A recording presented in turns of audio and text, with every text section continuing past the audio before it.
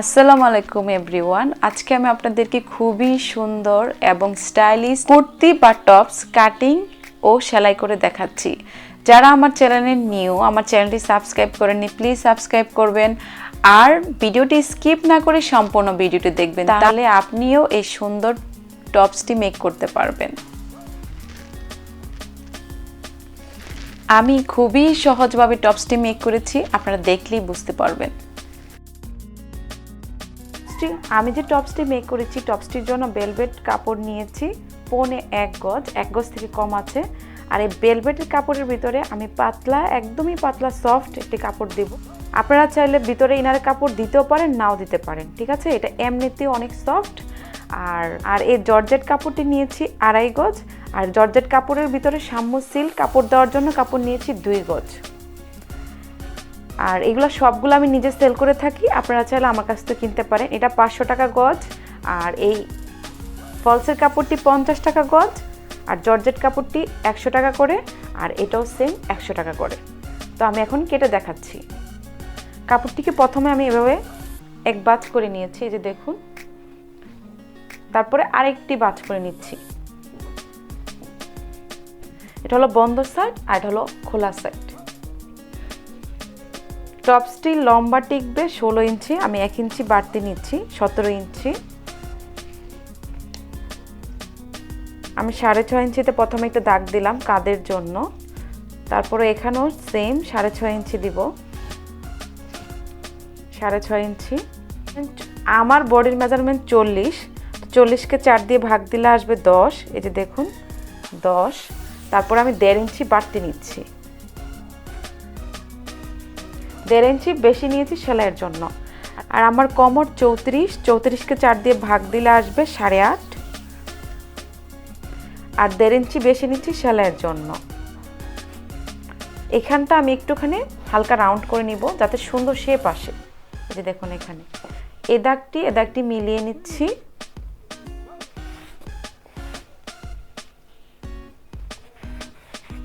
এখন আমি arm হোলের shape দিয়ে নিচ্ছি।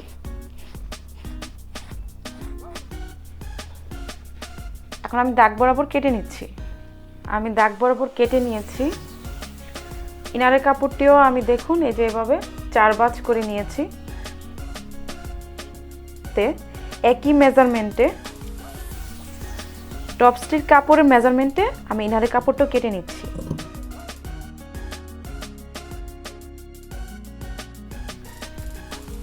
আমার টপস পার্ট কাটা শেষ। এখন আমি নিচের পার্টটি কাটবো। নিচের পার্টের জন্য বা বটম পার্টের জন্য কাপড় নিয়েছি 2.5 গজ। সম্পূর্ণটা কাপড় আমি এভাবে ধরে 2 ভাঁজ করে নিয়েছি। 2 ভাঁজ করে আমি সেট করে নিচ্ছি। কাপড়টি 2 ভাঁজ করে আমি ভাঁজ করে নিয়েছি। কাপড়টি আছে 45 ইঞ্চি। আমি সম্পূর্ণটা নিব। কাপড় যত বেশি নেবেন কোমরের কুচি তত বেশি হবে। আমি টপস পার্টটি যে কেটেছি সেই টপস পার্টটির লম্বা হলো 16 ইঞ্চি। আমি যে কুর্তিটি মেক করেছি সেই কুর্তিটির লম্বা হলো 46 ইঞ্চি। এখান থেকে 32 ইঞ্চিতে আমি মার্ক করে নিচ্ছি। তো নিচের পার্টটির লম্বা নিচ্ছি আমি, এই যে দেখুন 32 ইঞ্চি।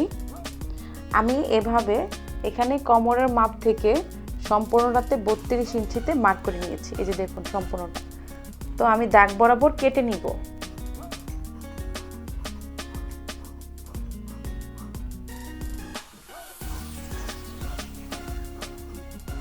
এটা কেটেছি 32 ইঞ্চি লম্বা।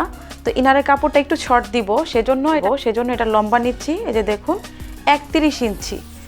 সো আমি 31 ইঞ্চি এভাবে দুইটি পার্ট, এই যে দেখুন এক পার্ট দুই পার্ট 31 ইঞ্চি করে দুইটি পার্ট একসাথে ধরে আমি আরেকটি ভাঁজ দিয়ে নিচ্ছি।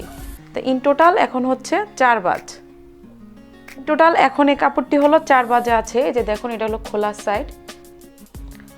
আমার কোমর টিকবে 34কে 4 দিয়ে ভাগ করলে আসে 8.5। আর 1.5 ইঞ্চি আমি বেশি নিচ্ছি সেলাইয়ের জন্য। 4 ভাঁজে কাপড়টি আছে 20 ইঞ্চি, আমি 19 ইঞ্চির মতো নিচ্ছি। এই যে দেখুন কোমরের সাথে আমি দাগটি মিলিয়ে নিচ্ছি। এই যে দেখুন এটা ইনারের পার্ট হবে। আর এই যে এই পাশটিও কিন্তু বন্ধ সাইড, আমি হালকা করে একটু রাউন্ড করে নিচ্ছি।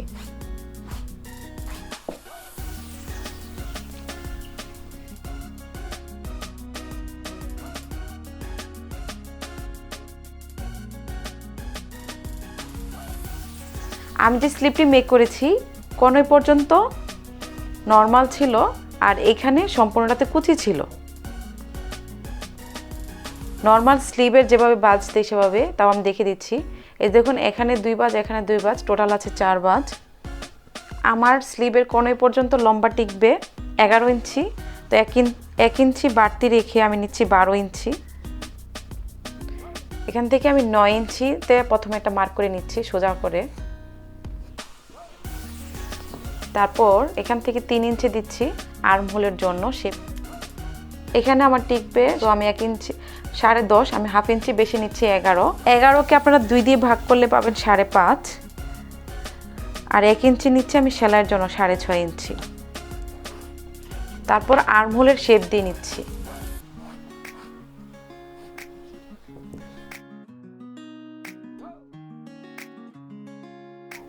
কোণই পর্যন্ত আমি নিয়েছি 12 ইঞ্চি, মানে 11 ইঞ্চি টিকবে, আর সম্পূর্ণ হাতাটির লম্বা হবে আমার 22 ইঞ্চি। তো এখান থেকে আমি 13 ইঞ্চি নিচ্ছি, আপনারা দেখুন এই যে 13 ইঞ্চি, 12 ইঞ্চি টিকবে, 1 ইঞ্চি বেশি নিচ্ছি। সম্পূর্ণ 13 ইঞ্চিতে মার্ক করে নিলাম। আর 2 ভাঁজে আমি দেখাচ্ছি চওড়া কতটুকু আছে। 2 ভাঁজে চওড়া আছে 24 ইঞ্চির মতো। আপনারা আর একটু বেশি নিতে পারেন, তাহলে হাতাটার মধ্যে একটু বেশি কুচি হবে।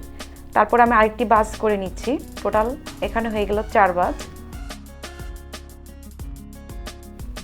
আপনারা তো দেখেছেন যে এখান থেকে আমি এই অংশটা খোলা রেখেছি, তো দেখুন অলরেডি একটা পার্ট খোলা আছে। আমি এ পাশটাও কেটে নিব, আর এ পাশটা হলো বন্ধ সাইড, এদিকে থাকবে।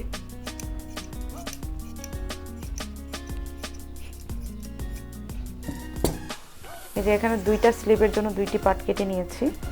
প্রথমে আমি বক্রমটিকে 2 ভাঁজ করে নিয়েছি। 2 ভাঁজ করে চওড়া আছে 4 ইঞ্চি, 2 ভাঁজ করে চওড়া আছে 4 ইঞ্চি। প্রথমে আমি 3 ইঞ্চিতে মার্ক করে নিলাম। নর্মালি আমরা বড়দের জন্য 3 ইঞ্চিতে মার্ক করি, 3-এর ডাবল হলো 6। তারপর লম্বা নিচ্ছি 5.5 ইঞ্চি। 5.5 ইঞ্চি নেওয়ার পর আমি 4 কোণিক বা স্কোয়ারের মতো করে একটি দাগ দিয়ে নিব। তারপর রাউন্ড শেপ করে নিব গোল গোল আকৃতির। প্রথমে আমি বক্রমের সাইডের অংশটি কাটবো, তারপরে দাগ অনুযায়ী কেটে নিব। সেম একই মেজারমেন্টে আমি 2টি নেক বা গলা কেটে নিয়েছি, সামনের পার্ট এবং পিছনের পার্টের জন্য। টপসটির সাথে ইনারের কাপড় আমি অ্যাডজাস্ট করে নিয়েছি, জাস্ট সাইড দিয়ে সেলাই করে নিলেই অ্যাডজাস্ট হয়ে যাবে। তারপর একটা কাপড়ের মধ্যে আমি যে বক্রমটা কেটেছি সেটা লাগিয়ে নিয়েছি, নিয়ে এখন আমি টপসটির সাথে লাগিয়ে নিচ্ছি। তারপর 2 সুতার মতো কাপড় রেখে সম্পূর্ণ এক্সট্রা কাপড়টি কেটে নিতে হবে। তারপর ছোট ছোট করে কাট করে দিচ্ছি, যাতে আমি ইজিলি নেকটি ফোল্ড করতে পারি বা উঠাতে পারি। সেম ওয়েতে আমি সামনের আর পিছনের 2টি পার্ট কেটে নিয়েছি। তারপর আমি শোল্ডার বা কাঁধের সেলাই করে নিয়েছি। আমি আমার বডি মেজারমেন্ট অনুযায়ী দাগ দিয়ে নিয়েছি, সেই দাগ অনুযায়ী সেলাই করে নিয়েছি। টপস বা উপরের পার্টের কাজ আমার কমপ্লিট, জাস্ট স্লিভের অংশটা লাগানো বাকি। এখন আমি আমার বটম পার্ট বা নিচের পার্টটির জন্য আমি যে ইনারে কাপড়টি কেটেছি, আমার কোমরের মেজারমেন্ট 34-এর অর্ধেক হলো 17। আমি 17 ইঞ্চি নিয়ে প্রথমে একটি সাইডে সেলাই করে নিচ্ছি। এই যে দেখুন আমি একটি সাইড সেলাই করে ফেলেছি। এখন যে কুচির জন্য আমি কুচির জন্য যে জর্জেট কাপড়টি রেখেছি, এভাবে দেখুন ছোট ছোট করে জাস্ট বাচ্চাদের কুচিযুক্ত ফ্রক যেভাবে মেক করি সেভাবে কুচি দিয়ে সম্পূর্ণটা ইনারের কাপড়ের সাথে আমি লাগিয়ে নিয়েছি। এখন ইনারের কাপড়টি জাস্ট প্রথমে একটা ভাঁজ, তারপর আরেকটা ভাঁজ, এভাবে 2টি ফোল্ড করে সম্পূর্ণভাবে সাইড সেলাই করে নিয়েছি। তারপর অন্য একটি সাইড যে ওপেন ছিল সেই সাইডটিও আমি সেলাই করে নিয়েছি। আমি আগেই মার্ক করে নিয়েছিলাম 17 ইঞ্চিতে। আমার নিচের বা বটম পার্টটিও এখন কমপ্লিট। এখন আমি আমার টপস পার্টটির সাথে আমার নিচের পার্ট বা টপস পার্টটির সাথে বটম পার্ট বা নিচের পার্টটি আমি লাগিয়ে নিচ্ছি।